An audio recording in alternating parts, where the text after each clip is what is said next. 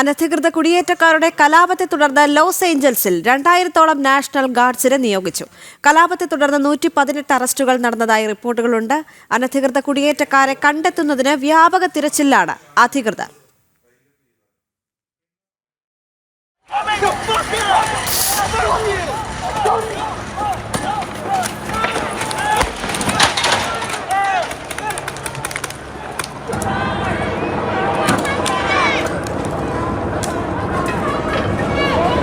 Loss ഏഞ്ചൽസിൽ ഇക്കഴിഞ്ഞ ദിവസം അനധികൃത കുടിയേറ്റക്കാരെ കണ്ടെത്താൻ വ്യാപക റെയ്ഡ് നടത്തിയിരുന്നു. റെയ്ഡിനിടെ സംഘം ചേർന്ന് അനധികൃത കുടിയേറ്റക്കാർ ഇമിഗ്രേഷൻ ആൻഡ് കസ്റ്റംസ് എൻഫോഴ്സ്മെന്റ് ഉദ്യോഗസ്ഥർക്ക് നേരെ ആക്രമണം അഴിച്ചുവിടുകയായിരുന്നു. ആക്രമണത്തിൽ 118 അറസ്റ്റുകൾ നടന്നതായി ഔദ്യോഗികമായി അറിയിപ്പുണ്ട്. വീണ്ടും പ്രശ്നങ്ങൾ സങ്കീർണമായ പശ്ചാത്തലത്തിലാണ് നാഷണൽ ഗാർഡ്സിനെ ലോസ് ഏഞ്ചൽസിൽ വിന്യസിച്ചത്. ഇടത് റാഡിക്കലുകളാണ് ആക്രമണത്തിന് പിന്നിലെന്ന് ട്രംപ് വ്യക്തമാക്കിയിരുന്നു. ഇത്തരം ആക്രമണങ്ങളെ വെച്ചുപൊറുപ്പിക്കില്ല എന്നും ട്രംപ് മുന്നറിയിപ്പ് നൽകി.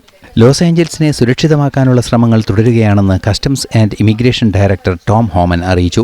ആവശ്യമെങ്കിൽ കൂടുതൽ നാഷണൽ ഗാർഡ്സിനെ വിന്യസിക്കുമെന്നും അദ്ദേഹം പറഞ്ഞു. ഇന്റർനാഷണൽ ഡെസ്ക്, ജനം.